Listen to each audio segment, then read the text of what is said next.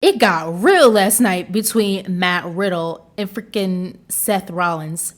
Real. We about to talk about it right now.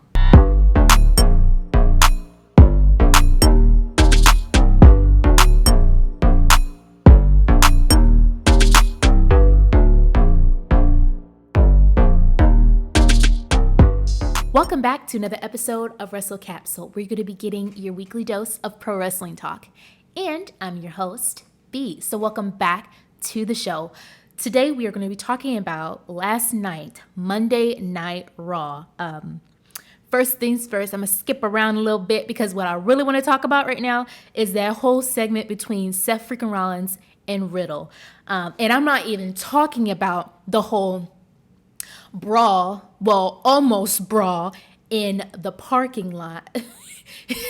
Riddle, I don't even know where the other flip-flop was, but all I know is that they were going at each other and Riddle popped off the flip-flop and it was about to go down. And then, of course, the WWE officials had to come in and stop before it got serious. But, that was good. But I'm not even talking about that. You guys know what I'm talking about. I'm talking about that segment, but both of them sitting down, split screen, and the moment where it just gave me such a serious remnants of the Attitude Era was when Seth Rollins, what did he say?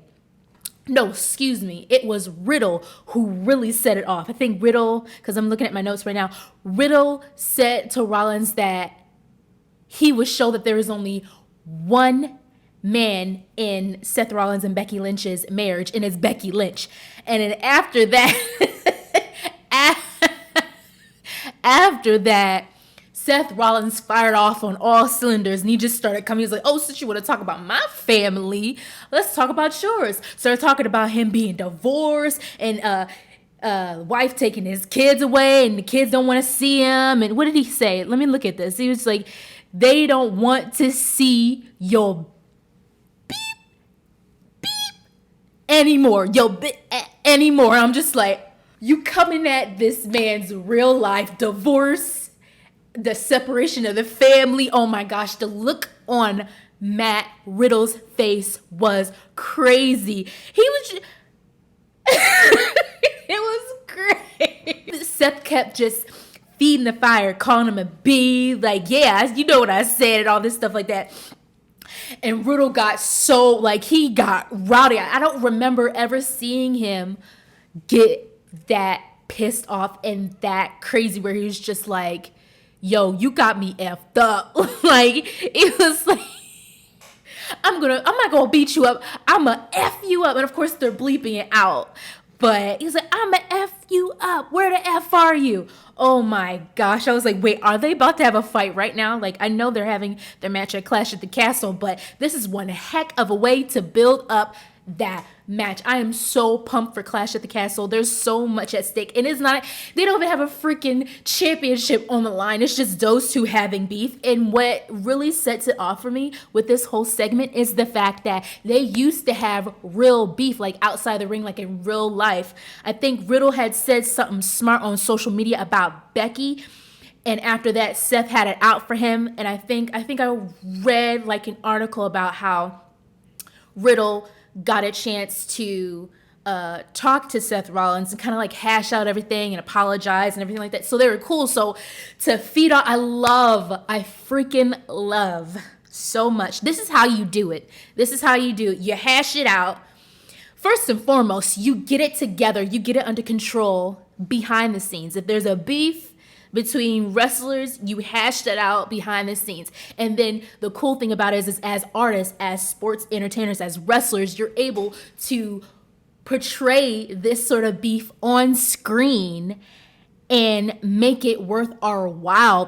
This is what I'm talking about. So that segment was it was such a dang highlight for me. I was just like, oh shoot, I had to rewind that junk. Because I have YouTube TV. I had to rewind that part 2 or 3 times. Oh my gosh. So the night had started off with a tag team match between AJ Styles and Dolph Ziggler versus the Judgment Day, Damian Priest and Finn Balor. Overall, that match was really good. the Judgment Day won. But I'm loving how, even though, and I've said this before, I know, yada, yada, yada, but it bears repeating. Like, and I'm specifically talking about Dolph Ziggler, not AJ Styles, because I feel like Dolph Ziggler has been on the back burner for so many years. To see him first of all, he was in the first match of the night on Raw, on the flagship show. Quite frankly, I like him better. He's good as a heel, but I'm starting to really like him as a baby face. I feel like he's just like him as a baby face. He's like firing off on all cylinders. So even though AJ and Dolph Ziggler didn't win, it wasn't a squash match, and it was an enjoyable match. And then even after that match, where it was just the Judgment Day, Rhea Ripley came in the ring, so all three of them were in the ring, and they were just like going off, like each of them getting their turn and like talking about Edge and stuff like that. And Edge comes out, and then next thing you know, freaking Dominic and Rey Mysterio come out with kendo sticks behind the Judgment Day, just beating up Damian Priest, beating up Finn Balor. Overall, that was a really good like segment and match in general. I'm okay with being the only one, and I mean this with all of my heart. I do not mind being the only one who will say I love Alpha Academy. And that whole segment with Alpha Academy and Kurt Angle. And can I also say that Kurt is in really good shape? Like, I heard through the grapevine that he is thinking of coming back to do one more match. And I'm like, wait a minute, didn't you already have your last match with Baron Corbin? I think that was for WrestleMania. I can't remember, but I know his last match was with Baron Corbin. And I mean, it wasn't like, it wasn't what I expected. I was expecting better. But I guess maybe Kurt's like, no, I need this to be the official last match. Like, I don't know who he's going to pick. I don't know if it's actually going to happen. But, I mean, I can't say that I'm not excited because I love Kurt Angle. So, to see him come out, that was cool. And the whole thing with him and Chad Gable, Chad is so funny. I don't care what you guys say. Chad is so funny. Sheesh, please. Thank you. Chad was trying to get him to... He was like, you know what? You don't need to do the application just for this one night. We're giving you this jacket and you could be a part of the Alpha Academy and all this stuff like that. It's just like, Kurt's like, I don't want that. And he rejected it, and then he got mad. The Street Profits come out and they're on Kurt's side. So, long story short, it's Alpha Academy versus the Street Profits, and that match was good. Ugh, it's so nice to see actual tag teams have a tag team match. Now, I know tag teams where it's just like single competitors on a team. That serves its purpose. But you guys know I love tag team matches. I love tag teams. I love seeing a group that is meant to be together and has been formed together and has been working together for years and have this sort of bond, and you can just see it in the ring. I love that. So that was a very good match. The weird thing was Street Profits, they're like, they got their cups. I'd be thinking that's alcohol, purple drink or something. They gave it to Kurt at the end outside the ring. He's just like, I don't want, like it's nasty. And the next thing you know, he come out with his milk. And I'm like, ew. Milk? I freaking hate milk, but that was funny. That was funny. And then they was drinking the milk, and then that was a good match. So the whole Miz thing. We see Miz, he's back. I love how they did that. So there were no charges because the Miz wouldn't talk about what happened with Dexter Lumis. Like, he's traumatized. He's like, he has PTSD about it. So because of that, the cops couldn't hold Dexter, so he's still out there. And then Miz like, I don't want to talk about it. You got me in this match with Bobby Lashley. So they're having the match, right? And Miz stops because above him, he's like starts pointing above, like in the crowd. And lo and behold, Dexter's standing right there, staring at him with his he has the creepiest look ever. I want to know why Dexter is after him.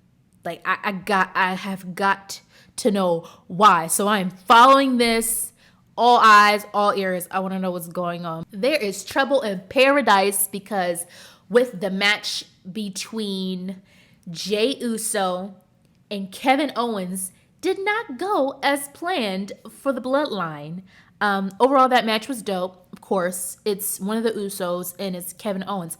Fight Owens, fight, like the prize fighter. Like, come on, what are you gonna expect? Sami Zayn was supposed to help, and we already know Jey Uso has issues with Sami. So when Kevin Owens won and Sami wasn't doing what he was supposed to do, wasn't supporting, wasn't trying to help. Now I know there's going to be some serious beef. Like, if Jey already doesn't like Sami, this even made it more. So it's looking more and more like Sami Zayn is going to be kicked out of the Bloodline. And I wonder if when that happens or when it like officially blows up, will Kevin Owens be there to kind of be support to Sami? Or is Sami just going to be out on his own and try to look for another group to call his own? So that is an interesting, I wasn't expecting that. So, okay, let's talk about this main event, which was the finals for the Women's Tag Team Championship Tournament. And this match was between Aliyah and Raquel Rodriguez versus Iyo Sky and Dakota Kai.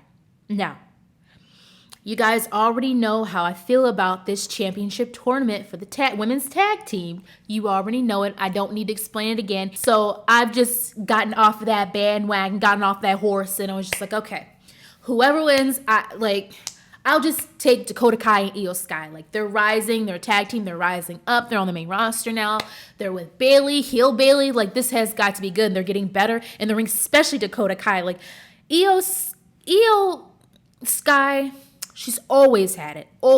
Not saying that Dakota Kai isn't talented. I love Dakota Kai. I loved her in her NXT days because she was ruthless. And I feel like with her time being off and her coming to the main roster to be on Raw, she's had a little ring rust, but week after week I've been seeing it go off and off.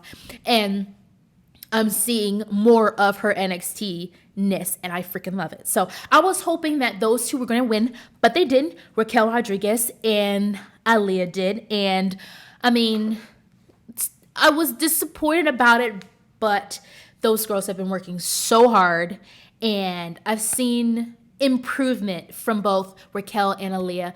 And honestly, I'm just happy. Let me just say this.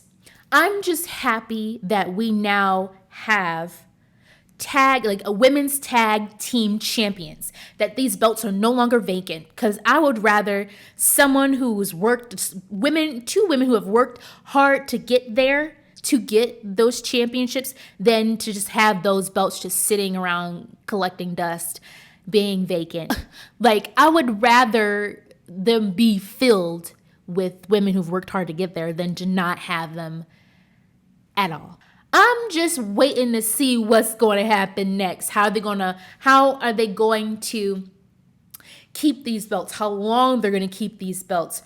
How they're going to put Naomi and Sasha Banks back in the picture when they bring over NXT women tag teams, authentic tag teams, to the main roster, how that's going to shake things up. I'm looking forward to Triple H building the women's tag team, because I'm seeing him build the men's. Like, we're getting more tag team, like authentic tag team matches on the main roster.